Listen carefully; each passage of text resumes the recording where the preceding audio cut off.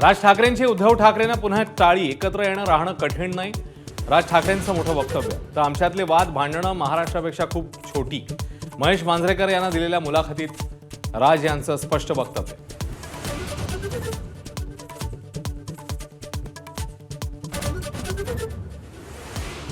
राज ठाकरेंच्या टाळीला उद्धव ठाकरेंची प्रतिटाळी. महाराष्ट्राच्या इतिहासासाठी किरकोळ भांडणं बाजूला ठेवायला तयार उद्धव ठाकरेंची भूमिका. भाजप आणि शिंदेंच्या पंक्तीला न बसण्याची ठेवली अट.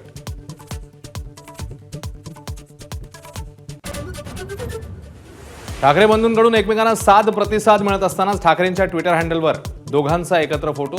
हस्तांदोलनाचा फोटो पोस्ट केल्यानं चर्चा जोरात.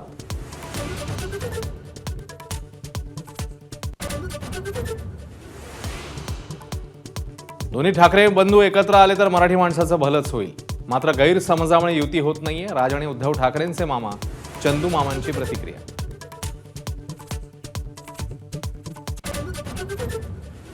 राज ठाकरेंच्या भूमिकेला नाकारण्याचा करंटेपणा करणार नाही, पण उद्धव ठाकरेंच्या अटी मान्य करा.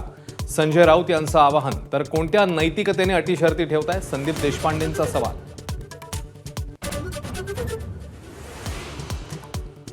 युतीबाबत राज ठाकरेंचा वैयक्तिक निर्णय. शिंदेंच्या शिवसेनेच्या नेत्यांची प्रतिक्रिया. तर दोघेही भाऊ निर्णय घेण्यास सक्षम.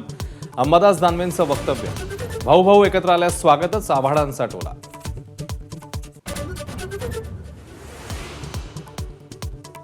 हिंदी सक्तीच्या मुद्द्यावर उद्धव आणि राज ठाकरे एकाच मुद्द्यावर. हिंदी सक्ती खपवून घेणार नाही, उखडून फेकू. उद्धव ठाकरेंचा इशारा. तर मराठी माणसानं जागृत राहणं गरजेचं. राज ठाकरेंचा सल्ला.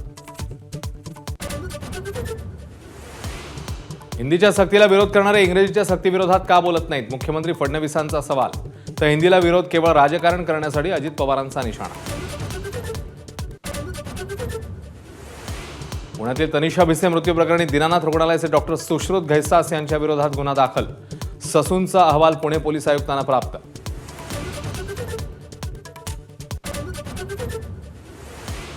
अखेर यवतमाळमधल्या कोठाडी गावात पोहोचलं पाणी. माझाने बातमी दाखवल्यावर प्रशासनाला खडबडून जाग. सोलर प्लेट्सद्वारे वीज पुरवून बंद पडलेले नळ सुरू.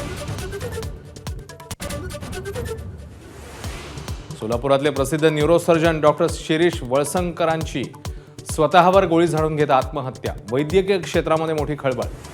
कारण अस्पष्ट.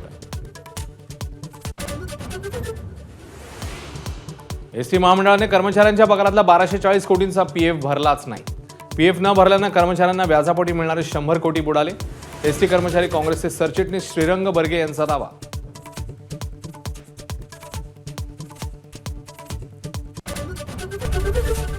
एबीपी माझा, उघडा डोळे बघा नीट.